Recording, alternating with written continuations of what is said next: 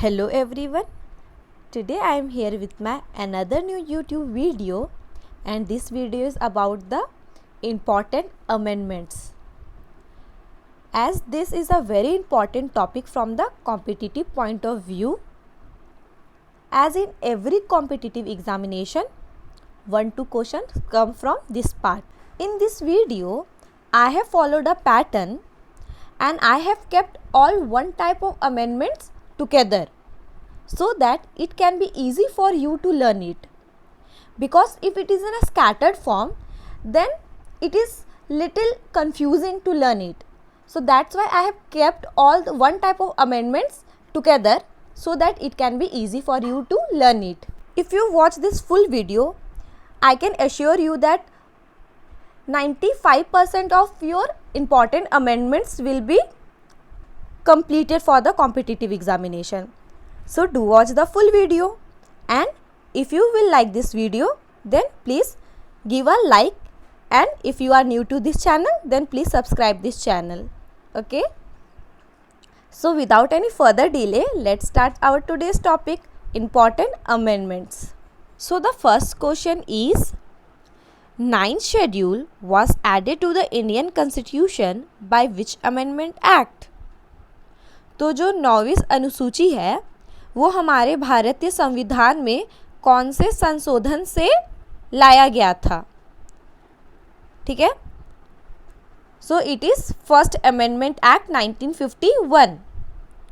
तो जो 9th schedule था वो हमारे इंडियन कॉन्स्टिट्यूशन में फर्स्ट अमेंडमेंट एक्ट 1951 से लाया गया था. Okay, the second is, by which amendment act states was reorganized on a linguistic basis and it also changed first and fourth schedule? तो कौन सा ऐसा संशोधन है जिसके वजह से जो हमारा स्टेट्स था वो लिंग्विस्टिक बेसिस पे बट गया? ठीक है, लिंग्विस्टिक बेसिस मतलब लैंग्वेज बेसिस पे, जैसे पंजाब का पंजाबी, सब पंजाबी पंजाब के हो गए, ऐसे करके स्टेट्स जो है वो लिंग्विस्टिक बेसिस पे बट गया, और वो संशोधन पहला और चौथा अनुसूची को भी चेंज किया है. ठीक है, तो वो कौन सा संशोधन है? It is 7th amendment act, 7वां संशोधन. ठीक है, तो by 7th amendment act state was reorganized on a linguistic basis and it also change first and fourth schedule. The third question is, Meghalaya state was formed by which amendment act? तो अब क्या होगा, अब सारा स्टेट्स का आएगा इन a series that कौन सा स्टेट कौन से अमेंडमेंट एक्ट से ऐड हुआ है. ठीक है, तो हम देखते हैं स्टार्टिंग फ्रॉम मेघालय कि मेघालय जो है वो कौन से संशोधन से बना है, जो मेघालय स्टेट है. तो from the 22nd amendment act 1969, तो वो 22वें संशोधन से फॉर्म हुआ है मेघालय स्टेट. ठीक है, so Meghalaya state was formed by 22nd amendment act 1969. The fourth is, by which amendment act Sikkim was given state status? तो सिक्किम कौन से संशोधन से बना है सिक्किम स्टेट? तो it is 36th amendment act 1975.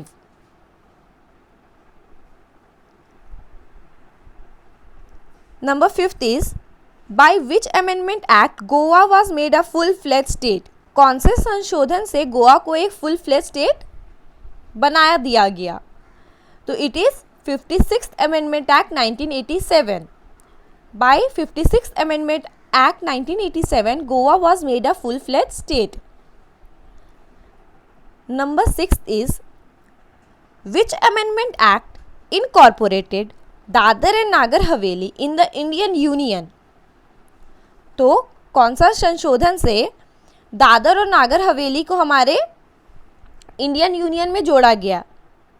ठीक है, तो it is 10th amendment act 1967. तो by 10th amendment act 1967, Dadar and Nagar Haveli was incorporated in the Indian Union. तो ये एक पार्ट था जिसमें सारे स्टेट्स का हम बात किए, इम्पॉर्टेंट स्टेट की कौन सा स्टेट कौन से अमेंडमेंट एक्ट से फॉर्म हुआ है। ठीक है, तो एक बार हम और देख लेते हैं कि मेघालय किससे हुआ है 22 से, सिक्किम 36 से, गोवा 56 से और दादर और नागर हवेली 10th अमेंडमेंट एक्ट से। सिक्किम और गोवा का आप लोग इंटर रिलेट करके याद कर सकते हैं, सिक्किम 36, गोवा 56 और सबसे कम वाला Dadar and Nagar Haveli 10th amendment act. तो बचा कौन सा amendment act? 22nd amendment act. तो वो किसके लिए? वो मेघालय के लिए। तो मेघालय 22nd, देन सिक्किम जो है वो 36, Goa 56 and Dadar and Nagar Haveli 10th। Now moving to the next, यहाँ से अब एक दूसरा पैटर्न फॉलो हो रहा है। ठीक है, तो यहाँ से क्या है कि which amendment act brought the panchayati raj system in existence. तो it is a very important question, panchayati raj से क्वेश्चन आता ही है। तो कौन सा संशोधन से ये पंचायती राज सिस्टम आया है? It is 73rd amendment act 1992। 8th number is which amendment act gave constitutional recognition to municipalities. तो म्यूनिसिपैलिटीज को कॉन्स्टिट्यूशनल रिकॉग्नाइजेशन कौन सा संशोधन दिया है? तो it is 74th amendment act. तो यहाँ दो हम किसके बारे में बात किए? पंचायत के बारे में और म्यूनिसिपैलिटी के बारे में। तो पंचायत से पहले आया है 73rd अमेंडमेंट एक्ट से और फिर ये म्यूनिसिपैलिटी को कॉन्स्टिट्यूशनल रिकॉग्नाइजेशन मिला 74th अमेंडमेंट एक्ट से। तो don't be confuse between this two. Moving to the next, now we will talk about the languages, that कौन सा लैंग्वेजेस कौन से संशोधन से लाया गया है। ठीक है, तो which amendment act added the languages Konkani, Nepali and Manipuri to the schedule. ये सब जो भाषाएं हैं ये कौन से संशोधन से अनुसूची 8वें अनुसूची में जोड़ी गई थी। ठीक है, तो हम लोग previously I have made a video on the languages of the 8th schedule. So if you haven't watched it till now, then you can watch it and it will be more clear for you because it is also a very important topics that the languages in the 8th schedule। तो अब हम जो वहाँ पे languages का बात किए थे, अब देखेंगे कि वो लैंग्वेजेस कौन से संशोधन से लाया गया था।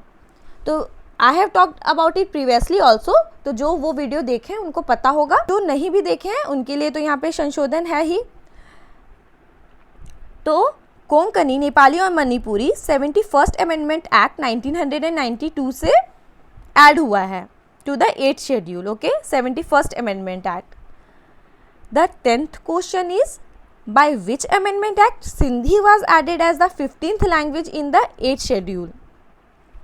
तो जो सिंधी था वो 15th लैंग्वेज था जो ऐड हुआ था 8th शेड्यूल में। तो वो कौन से संशोधन से ऐड हुआ है? It is 21st Amendment Act 1967. By the 21st Amendment Act 1967, Sindhi was added as the 15th language in the 8th schedule. The 11th question is, which Amendment Act added the languages Bodo, Dogri, Maithili and Santhali to the 8th schedule? So, in my previous video, I have given you the tricks to remember these languages. तो जल्दी बताओ ये बोडो, डोगरी, मैथिली और संथाली को याद करने का क्या ट्रिक था? If you know you can comment below. तो बोर्ड मास इसका ट्रिक था ना कि बोर्ड मास से हम लोग बोडो, डोगरी, मैथिली और संथाली को याद रख सकते हैं। So this languages was added by the 92nd amendment act 2003। तो ये बोडो, डोगरी, मैथिली और संथाली 92nd संशोधन से 8वें अनुसूची में जोड़ा गया था। ठीक है, Number 12th is which amendment act designated Delhi as the national capital territory? तो it is 69th Amendment Act 1991। तो by 69th Amendment Act 1991 Delhi was designated as the national capital territory NCT। तो एक बार देख लेते हैं सारे languages का। ये एक लैंग्वेजेस का सीरीज था, तो यहाँ पे लैंग्वेजेस को हम लोग फिर से एक बार देख लेते हैं कि वो हमें याद रहे।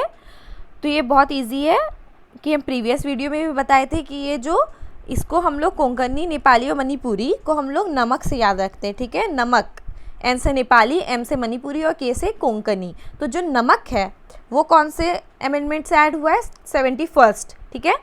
और जो सिंधी है, सिंधी, तो ये 21, जो 21 आता है, हम लोग 21st अमेंडमेंट एक्ट से हुआ है ना, तो 21 में 100 आता है, 21, तो 100 से सिंधी, ठीक है। तो अब देखो जब ये हम लोग 71 और 21 को ऐड करेंगे तो कितना आता है? ये आएगा ना 92। तो 92 से कौन आया है? बॉडमास। बॉडमास से बोडो, डोगरी, मैथिली या संथाली याद रख सकते हैं, तो वो दोनों को ऐड करेंगे तो 92 आएगा। तो हमें याद रह जाएगा कि नमक जो है वो 71st अमेंडमेंट से आया है। सिंधी 21 में 100 आता है, 21 बोलते हैं तो 100 से सिंधी, तो वो 21st से आया है। दोनों को जोड़ेंगे तो 92 आता है, 92 से बॉडमास आया है, ठीक है। बस ये दिल्ली एक जो यूनियन टेरिटरी अब है, तो ये जो दिल्ली है इसका बस एक अलग है, तो 69 आपको बस इसका अलग से याद रखना पड़ेगा, वरना आप 71 और 21 उसका याद रख सकते हैं और वो दोनों को जोड़ेंगे तो 92 आता है। तो it will be easy for you to learn by this tricks. Now moving to the next pattern, it is all about the 44th amendment act 1978। So जितने भी चीज़ ऐड हुए हैं ये 44th अमेंडमेंट एक्ट से, वो सारा हम एक एक करके लिखे हैं, ताकि अगर इधर उधर स्कैटर्ड वे में होता तो याद रखना बहुत मुश्किल होता है कि बहुत लोग कंफ्यूज हो जाते हैं 44th और 42nd अमेंडमेंट के बीच में। तो जिसकी वजह से मैंने अलग रखा है ताकि आप अलग अलग से अच्छे से पढ़ें कि सारा 44th में क्या क्या चेंजेस हुआ था, क्या ऐड हुआ था, क्या हटा था, वो हम याद रख पाए। Number 13th is, which of the following amendment act of the constitution deleted the right to property from the fundamental rights?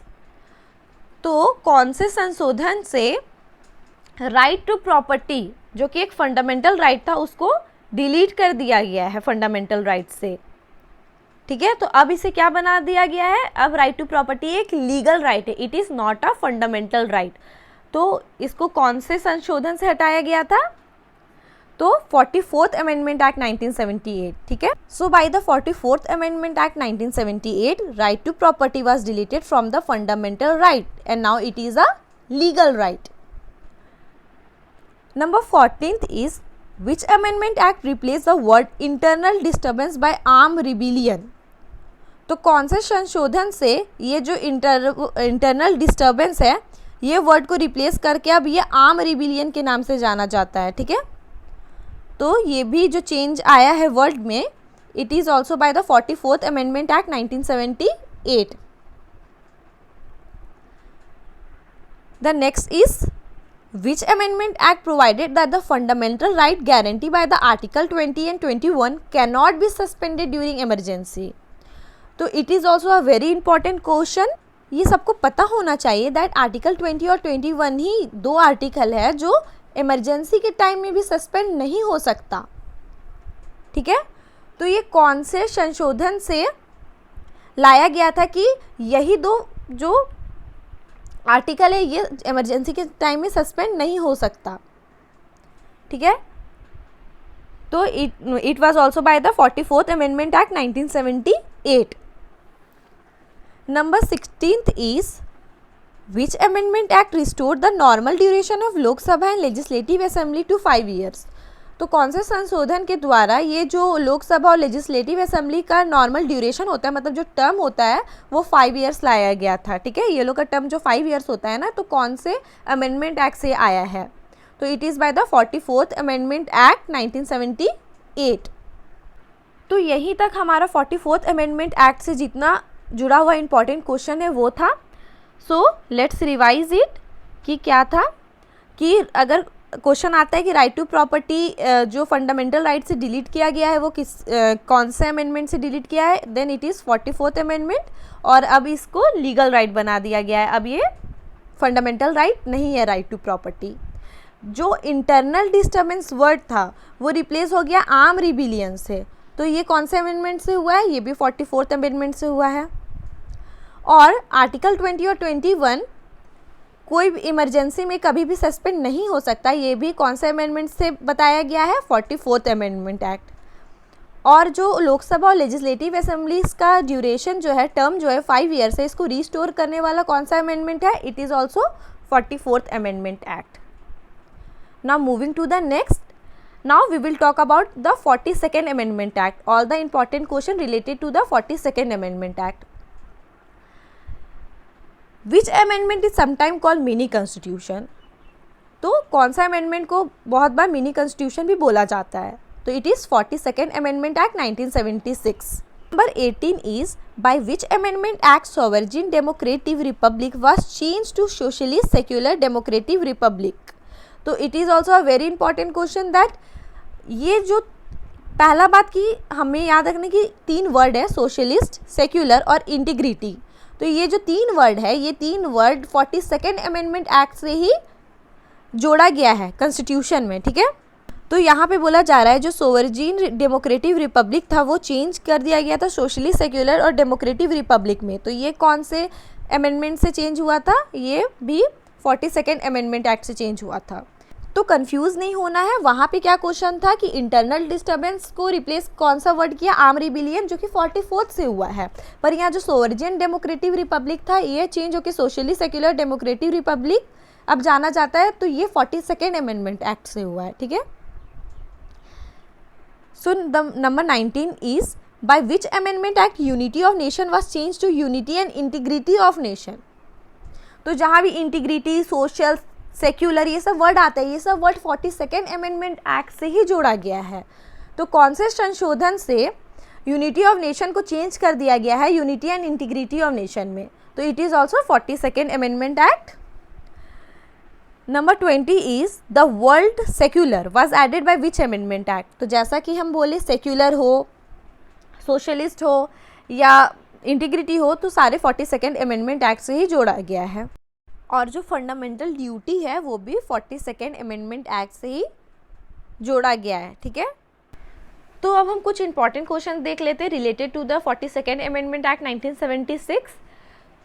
तो कौन सा अमेंडमेंट को मिनी कॉन्स्टिट्यूशन बोलते हैं? तो 42nd Amendment Act 1976 को मिनी कॉन्स्टिट्यूशन बोलते हैं. और ये जो सोवरेन डेमोक्रेटिक रिपब्लिक चेंज हो गया था सोशलिस्ट, सेक्युलर, डेमोक्रेटिक रिपब्लिक में, तो ये कौन से अमेंडमेंट से चेंज हुआ था? 42nd Amendment. और जो यूनिटी ऑफ नेशन है वो चेंज हो गया unity and integrity of nation में, ये भी कौन सा अमेंडमेंट से? 42nd Amendment. और जो सेक्युलर या सोशल या इंटीग्रिटी वर्ड जो ऐड हुआ है वो भी 42nd Amendment Act से. और जो फंडामेंटल ड्यूटी ऐड हुआ है वो भी 42nd Amendment Act से. 21 नंबर का क्वेश्चन हम पहले ही बता दिए कि फंडामेंटल ड्यूटीज़ भी 42nd Amendment Act से लाया गया है. Now let's talk about some miscellaneous form. Okay, कुछ मिक्स इंपॉर्टेंट क्वेश्चन देख लेते हैं. Which Amendment Act provide 10% reservation in government jobs and education to EWS of general category? Which Amendment Act provide 10% reservation in government jobs and education to EWS of general category? तो जो general category की EWS होते हैं means economically weaker section, उनको 10% reservation दिया जाएगा in government job और education. ये कौन सा अमेंडमेंट एक्ट से लाया गया था? तो it is 103rd Amendment Act. तो ये बहुत रिसेंट था और ये बहुत ज़्यादा इम्पॉर्टेंट हो जाता है एग्जामिनेशन पॉइंट ऑफ व्यू से. The next question is by which amendment act goods and services tax GST was imposed? तो कौन से संशोधन से ये GST को लागू किया गया था? ठीक है, तो it is 101st Amendment Act.